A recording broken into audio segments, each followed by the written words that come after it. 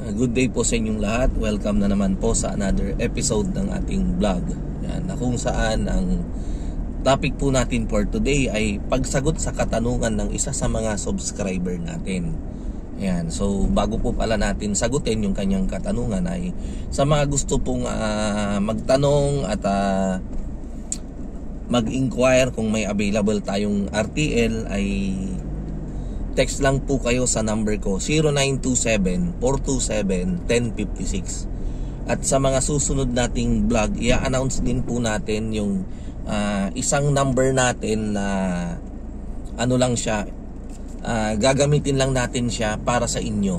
Ayan, so automatic po na kapag kayo ay, kapag may nag-text sa number na yon, automatic alam ko na po na pang ano yan, pang mangmags yan. Ayan, so meron na po tayong number.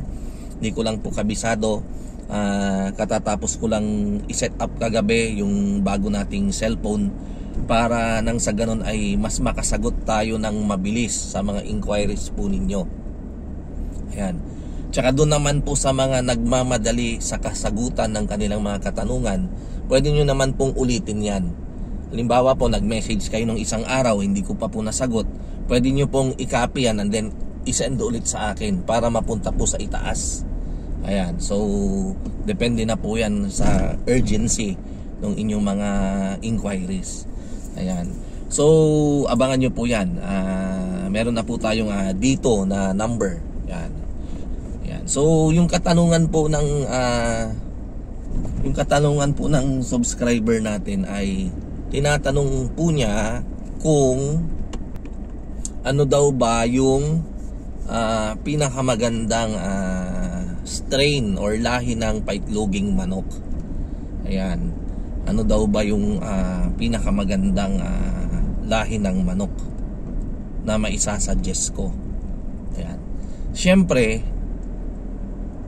pag sa iba, di ba, kung anong binebenta, syempre yun yung sasabihin na ito yung pinakamaganda.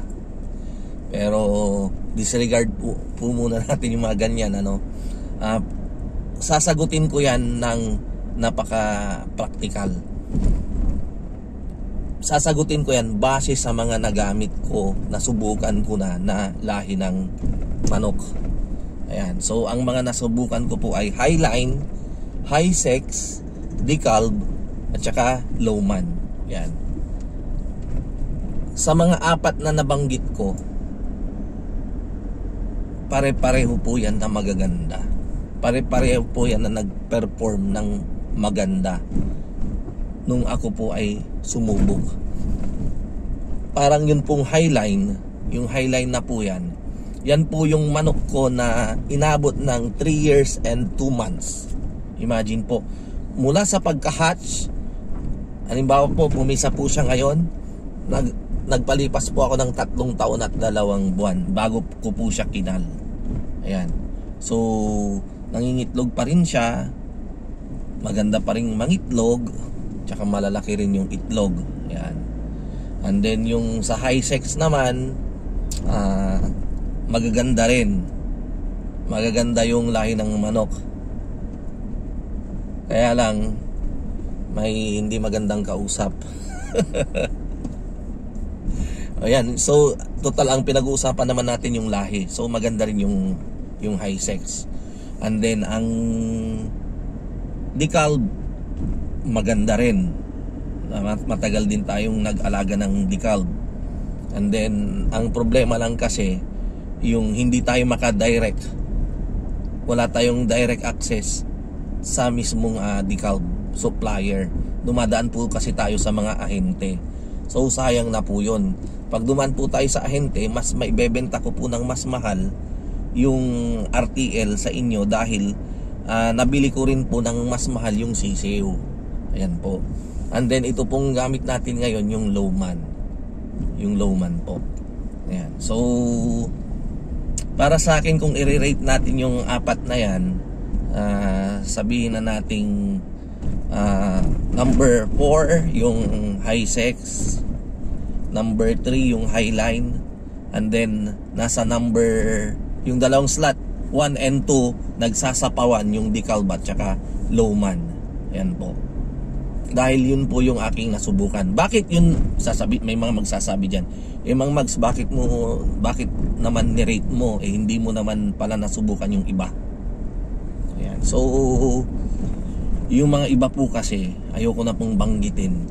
May mga comment na hindi daw maganda, yung parang malit daw mag-produce ng itlog, mabilis daw huminto sa pangingitlog, yung tumumal yung kanyang production, may mga pilayin.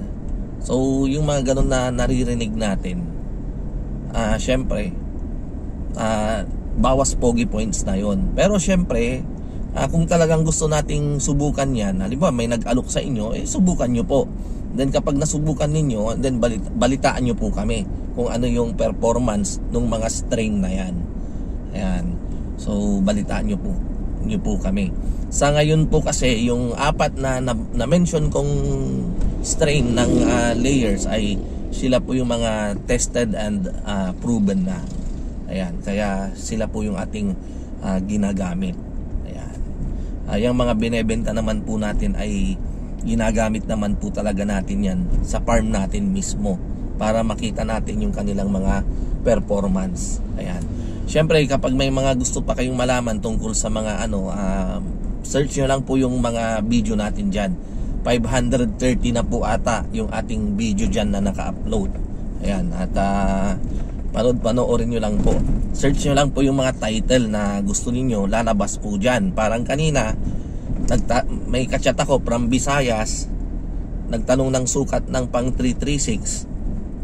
Sinabi ko, tinext ko pala dahil sa text kung ano pa yung mga katanungan nila. And then nung bandang paalis na tayo, papunta na tayo ng farm, may katanungan pa siya tungkol sa sukat ng battery cages. Sasagutin ko pa sana, pero naisipan ko may mga video naman tayo, kaya kako, sir, pakihanap na lang yung vlog natin, ang title, sukat ng battery cages.